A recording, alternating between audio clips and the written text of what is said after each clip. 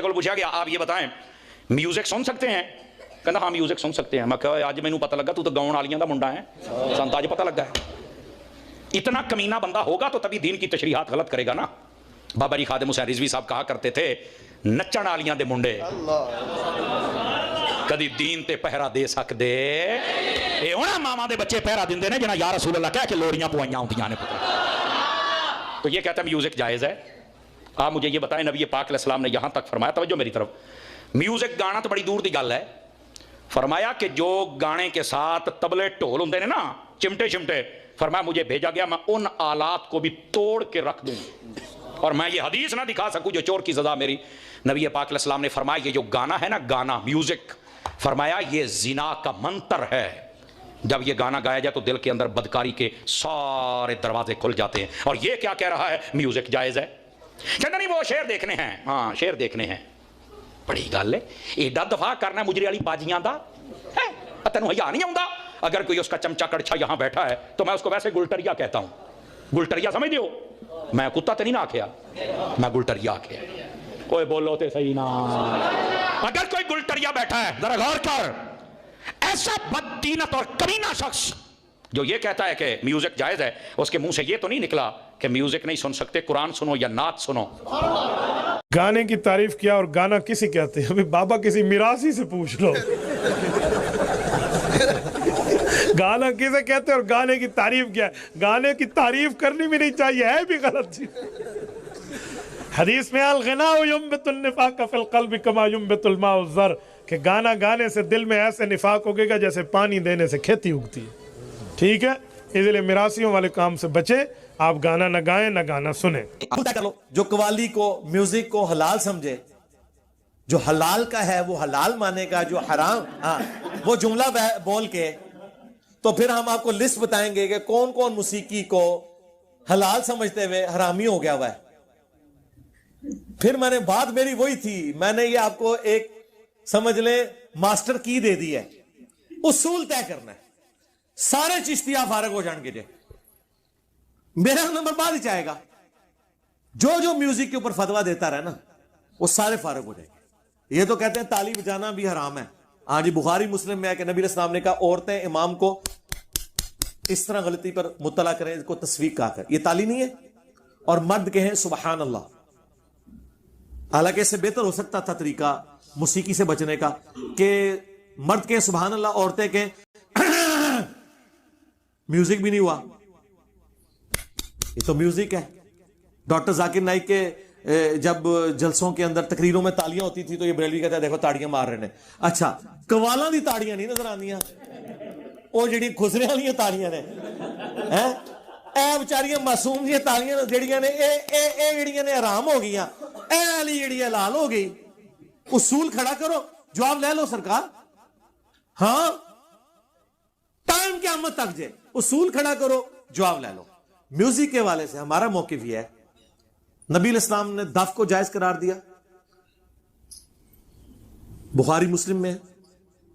گانے کو جائز قرار دیا, صحیح بخاری میں, ابو داؤد میں, تو ابن ماجہ میں, تو یہاں تک آیا کہ حلال اور حرام نکاح میں فرق ہے جس میں گانا ہو. گانے میں بھی کوئی اختلاف نہیں, دف میں بھی کوئی اختلاف نہیں. انسٹرومنٹ تو ہے نا, اس کا مطلب ہے مطلقاً انسٹرومنٹ تو حرام نہیں ہوئے, مطلقاً تو نہ ہوئے. اب جن انسٹرومنٹس کو یہ حرام کہہ رہے ہیں نا, وہ احادیث سے اس کی لسٹ بیان کریں اور اس کی حرمت ثابت کریں. ٹائم قیامت تک جائے. اگر آپ وہ ڈھول والی حدیث لے کے آئیں گے نا ابو داؤد سے, پھر ہم آپ سے اگلا سوال کریں گے کہ نبی علیہ السلام نے تو کانوں میں انگلیاں دی تھی, عبداللہ بن عمر کی انگلیاں کانوں میں کیوں نہیں ڈلوائی تھیں؟ اور یہ وہ جواب ہیں جو قوالیوں والے ان کو دیتے ہیں. وہ کہتے ہیں نبی پہ واجب ہوتا ہے کہ وہ حرام کو حرام کہتا ہے. ٹھیک ہے, صوفیاء سارے قائل ہیں. ٹھیک ہے, ہاں. اور آپ کو بتاؤں, اہل حدیث کے جو سب سے بڑے امام ہیں, ابن تیمیہ کے بھی امام, المحلہ کتاب جنہوں نے لکھی ہے, کیا نام ہے یار, ذہن سے اتر گیا, جو شروع کے ان کے اماموں میں سے ہیں, لکھو یوٹیوب پہ المحلہ, اور امام دا نام آ جائے گا, المحلہ. گوگل میں جا کے لکھیں المحلہ, محلہ بک, آتھر ابن حزم. ابن حزم. ہائے میں صدقے, ہائے ہائے گوگل حافظ اللہ, تجھ پہ لاکھوں سلام. ابن حزم وہ ہے کہ ابن تیمیہ تو شاہی کوئی نہیں, ابن تیمیہ سے بھی 300 سال پہلے. ابن حزم نے نہ صرف میوزک کے اس انسٹرومنٹس کو جائز کہا ہے بلکہ اس کی خرید و فروخت کو حلال کہا ہے, اس کے کاروبار کو حلال کہا ہے. اسی لیے یوسف القرداوی نے میوزک کے حلال ہونے پہ فتویٰ دیا ابن حزم کی بنیاد پہ. اہل حدیثوں قیامت تک ٹائم جے ابن حزم نکو کے گمراہ سی. ابن حزم وہ ہے کہ جس کے سامنے ابن تیمیہ بھی بغیر وضو کے کھڑا نہ ہو بات کرنے کے لیے.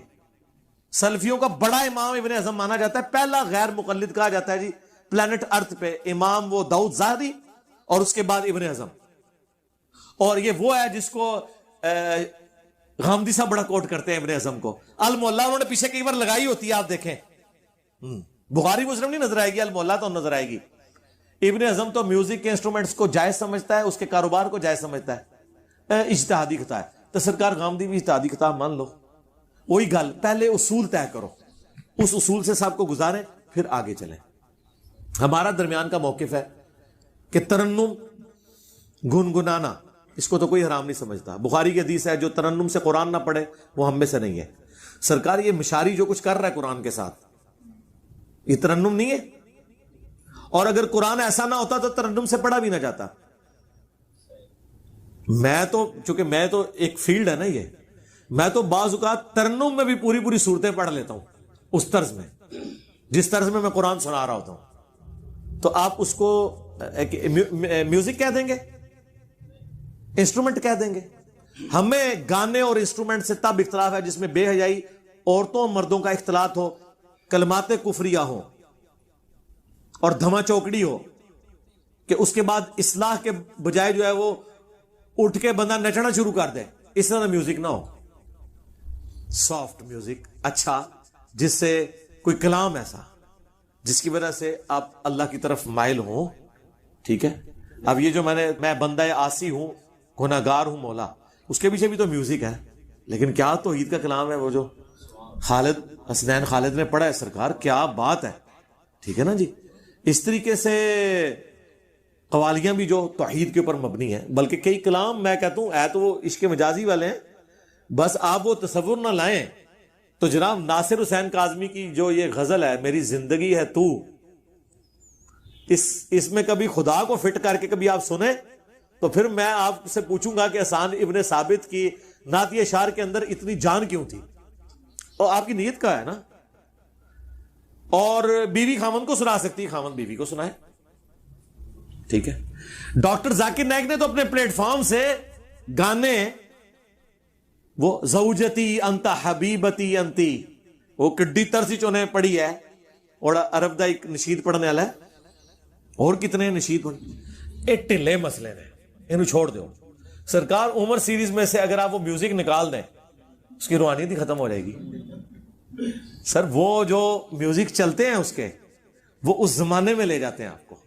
سرکار یہ اللہ نے دنیا میں رکھا ہے نا, تو اگر یہ اس طرح کے معاملات ہوتے تو آپ کو بخاری سے لے کے ابن ماجہ تک حدیثیں بھری پڑی ملی ہوتی جس طرح باقی گناہوں کے اوپر مل رہی ہیں.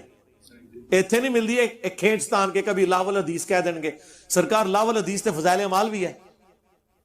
وہ کہتے ہیں جی اس زمانے میں وہ سٹوریاں لے آئے تھے قرآن کے مقابلے پہ, تو آپ بھی تو فضائل اعمال اور فضائل صدقات لے آئے, میں لاول حدیث کہہ دیں.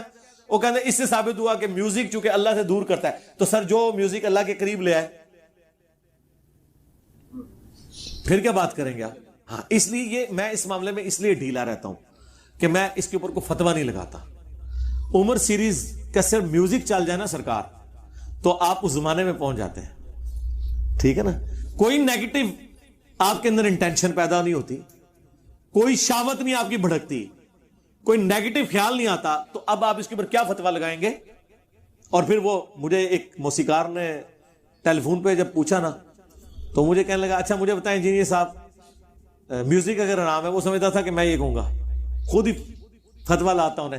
اچھا آپ میرے فتویٰ لگائیں کہ میں اگر یوں گنگناؤں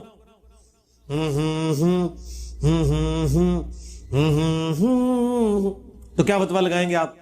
اور یہ میں سارنگی کے اوپر بجا دوں تو کیا فتویٰ لگائیں گے؟ گنگنانے والا حلال اور وہی حرام، اس کو جسٹیفائی کیسے کریں گے؟ اور میں آپ کو بتاؤں یہ جتنے لوگ ہیں انہوں نے باقاعدہ یہ علم سیکھا ہوا ہے، یہ ویس قادری نے علم سیکھا ہوا ہے، تبھی اتنی طرزیں نکالتے ہیں وہ. ہاں انہوں نے کسی ولی اللہ نے نہیں طرزیں سکھائیاں، یہ اسی فن سے سیکھی ہیں انہوں نے. اگر یہ فن حرام تھا تو کیوں سیکھا ہے؟ جتنے طرزیں بناتے ہیں نا سب نے سیکھی ہیں یہ چیزیں. جی اچھا، پیر نصیر الدین نصیر صاحب نے تو ہارمونیم کے اوپر پوری وہ کلام پڑھا ہے، وہ ویڈیو ہی رکھی ہے یوٹیوب پہ. یہ مسئلہ ایسا نہیں ہے گا سخت جس طرح انہوں نے بنا دیتا ہے.